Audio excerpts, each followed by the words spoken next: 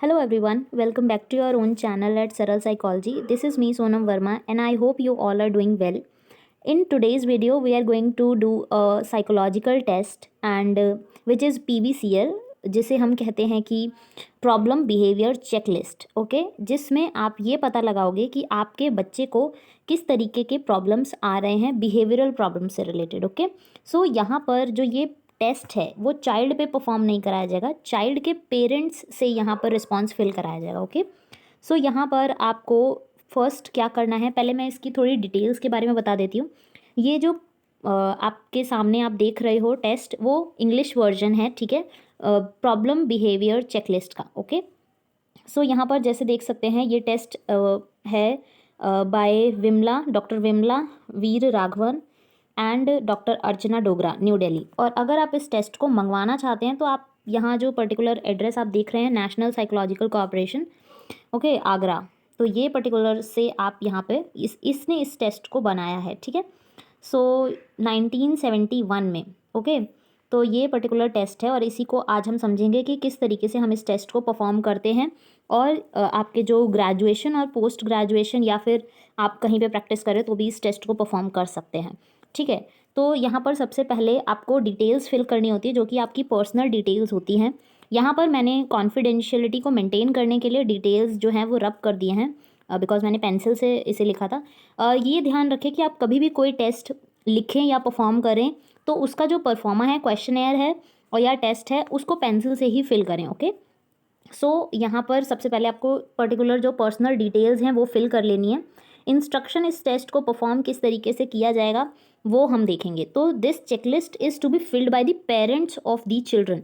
जो चाइल्ड है उनके पेरेंट्स से ये जो चेकलिस्ट है वो फिल कराई जाती है. ओके, ये चाइल्ड से फिल नहीं कराई जाएगी और इसमें चाइल्ड से क्वेश्चन नहीं पूछे जाएंगे, उनके पेरेंट्स से क्वेश्चन पूछे जाएंगे जिससे हम ये पता लगा सकें कि बच्चे को क्या क्या बिहेवियरल प्रॉब्लम्स आ रही हैं, ठीक है.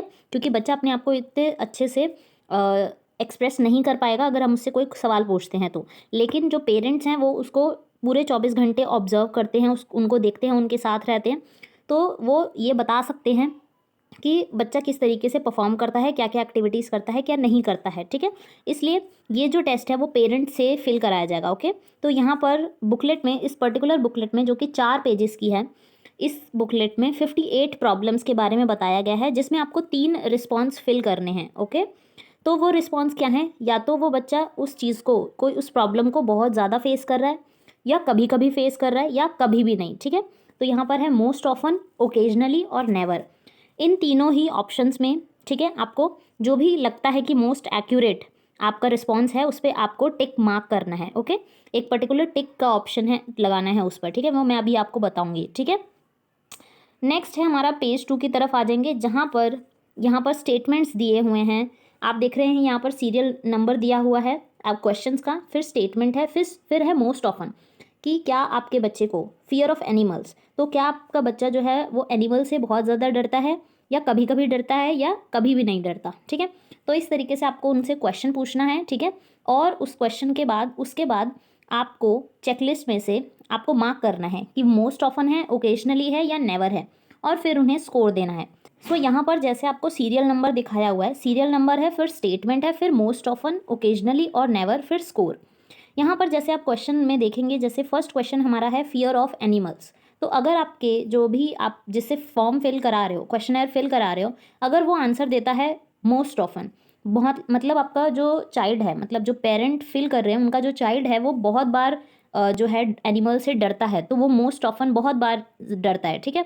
तो वो मोस्ट ऑफन मार्क करेंगे तो आप उनको 3 मार्क्स देंगे, ठीक है.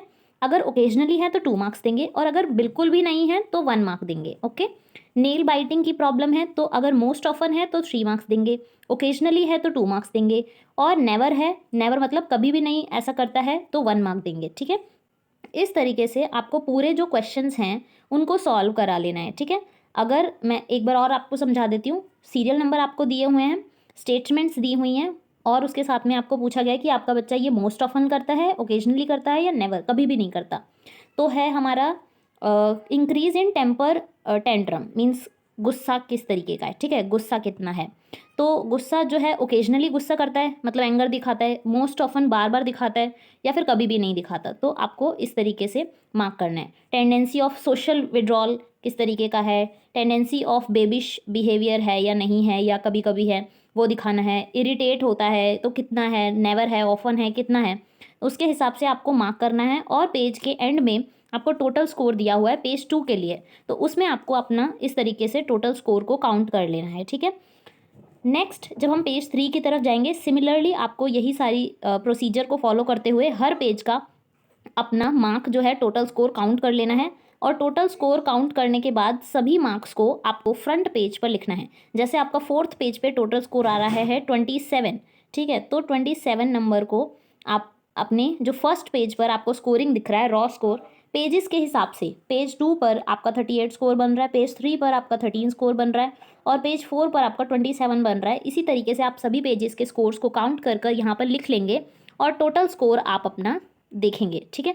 तो टोटल स्कोर आपका क्या बन रहा है वो आप देखेंगे। इसके साथ में ही आप इसकी स्कोरिंग करने के बाद इसका रिजल्ट चेक करेंगे। रिजल्ट चेक किस तरीके से करेंगे आप, रिजल्ट चेक करने के लिए एक मैनुअल आता है इसी साइकोलॉजिकल टेस्ट के साथ, बट वो जो मैनुअल्स होते हैं वो बहुत ज़्यादा कॉस्टली होते हैं। और ये जो टेस्ट है वो मुझे अपने प्रैक्टिकल के दौरान मुझे मिला था, लेकिन मेरे पास इसका मैनुअल नहीं है, ठीक है। तो मैनुअल टीचर के पास होता है, तो उसमें से मैंने देखकर यहाँ पर लिखा था 78 स्कोर आ रहा है, तो ये लो स्कोर है, लो बिहेवियरल प्रॉब्लम है, राइट।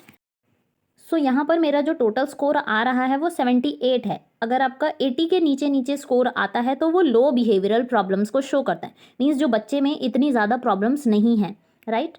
और अगर आपका 80 टू 90 आता है तो मॉडरेट है, बिहेवियरल प्रॉब्लम जो है वो मॉडरेट है, लो से थोड़ा ज़्यादा है।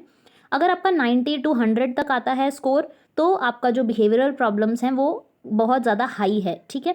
तो इस तरीके से आप अपने बच्चे के बिहेवियरल प्रॉब्लम्स को चेक कर सकते हैं। एक बार क्वेश्चंस को दिखाने के लिए आप क्वेश्चंस को देख लीजिए ताकि आप परफॉर्म कर सकें इस टेस्ट को।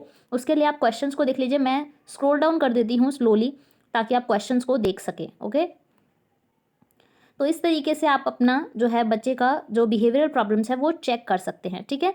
और इस टेस्ट को भी परफॉर्म कर सकते हैं अगर आप पर्टिकुलरली काउंसलर्स हैं, या फिर आप अपने घर में भी चेक कर सकते हैं इसको। तो स्कोरिंग में एक बार और बता देती हूँ। मोस्ट ऑफन के लिए आप 3 देंगे, ओकेजनली के लिए आप 2 मार्क्स देंगे, एंड जो आपका नेवर वाला ऑप्शन है उसके लिए आप 1 मार्क करेंगे। इस तरीके से आप टोटल स्कोर काउंट करेंगे। टोटल स्कोर को आप अपने फर्स्ट पेज पर लिखेंगे, ठीक है। यहाँ पर लास्ट पेज आप देख लीजिए, स्लोली स्क्रॉल डाउन कर देती हूँ मैं। इस तरीके से आप जो तीनों का स्कोरिंग है वो आप अपने फर्स्ट पेज पर लिखेंगे और उसका टोटल स्कोर करके आप मैनुअल में से चेक करके आप उसका बिहेवियरल प्रॉब्लम निकाल सकते हैं, ठीक है। And that's it. वीडियो पसंद आए तो लाइक ज़रूर करिएगा एंड चैनल को सब्सक्राइब कर लीजिए और इस वीडियो को ज़्यादा से ज़्यादा लोगों तक शेयर करिए ताकि वो इस वीडियो से हेल्प ले सके। Thank you so much.